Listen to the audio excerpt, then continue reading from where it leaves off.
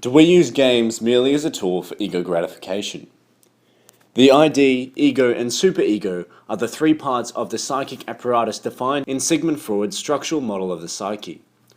They are the three theoretical constructs in terms of whose activity and interaction our mental life is described. According to this model of the psyche, the ID is a set of uncoordinated instinctual trends. The superego plays the critical and moralizing role, and the ego is the organized, realistic part that mediates between the desires of the ID and the superego. The superego can stop one from doing certain things that one's ID may want to do. The ego is more loyal to the ID, preferring to gloss over the finer details of reality to minimize conflict, while pretending to have a regard for reality. But the superego is constantly watching every one of the ego's moves and punishes it with feelings of guilt, anxiety, and inferiority. To overcome this, the ego employs defense mechanisms. The defense mechanisms are not done so directly or consciously.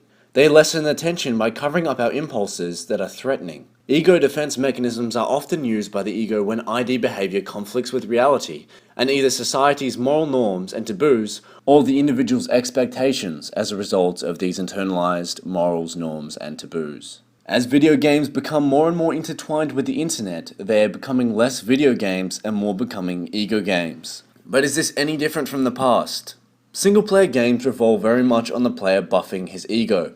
In a game like Civilization, everyone believes he or she is the emperor, regardless of the difficulty setting. It is perhaps one of the reasons why a game like Civilization doesn't exactly succeed when put into multiplayer.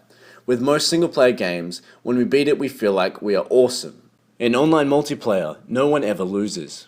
If someone loses, it is because of lag, or because of an imbalance, or because the opponent is a no-life loser who plays only one game all day. All these responses are more often than not from someone defending their ego.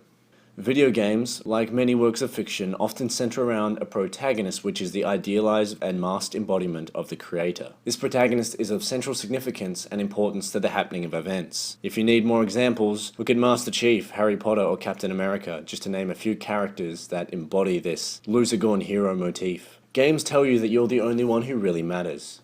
Games create worlds that clearly exist solely as playgrounds for your whims, with non-player characters whose lives transparently revolve around you. Everything from the way pedestrians in LA Noire spend more time loudly commenting about my characters than talking about their own lives, to the way the world of the Elder Scrolls IV Oblivion is filled with guilds and factions that are all just waiting for me and me alone to come to their salvation.